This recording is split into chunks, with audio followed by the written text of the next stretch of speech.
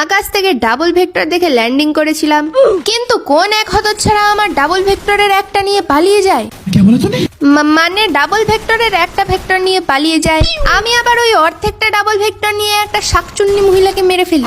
কিন্তু যেই একটা মেডিকেট করতে যাব, কেউ আমার টিমমেটের পিন্ডি চটকে দিয়েছে।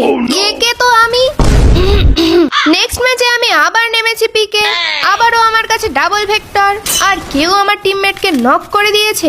কিন্তু এইবার আমি একটাকেও ছাড়বো না। এমন মার মেরেছি, ঘাসটাকে তো ওর কোবরার থোবড়া লাগানো গ্লোয়ালটাও বাঁচাতে পারিনি। এরপর আমি ফুল কনফিডেন্সে ডাবল ভেক্টরের সাথে চলে যাই পিকের হাবিলির ভেতরে ফাইট নিতে, আর একটা এনিমিকে মারতেই আবার কেউ আমার টিমমেটকে নক করে দেয়। আমি পটাপট একটা গ্লোয়াল লাগাই। এই পরিস্থিতিতে একটা সাধারণ মানুষের কি করা উচিত? নিজের টিমমেটকে রিভাইভ করা উচিত, কিন্তু না, আমরা আগে এনিমি মারব।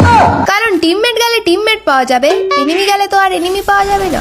আর গাইস, তোমরা যদি ফ্রি ফায়ারে আসা নতুন ইভেন্টগুলো বিনা ডায়মন্ড খরচ করেই ক্লেম করতে চাও, তাহলে আমার এই ভিডিওর নিচে দেওয়া রিলেটেড ভিডিওটা অবশ্যই চেক করে আসবে।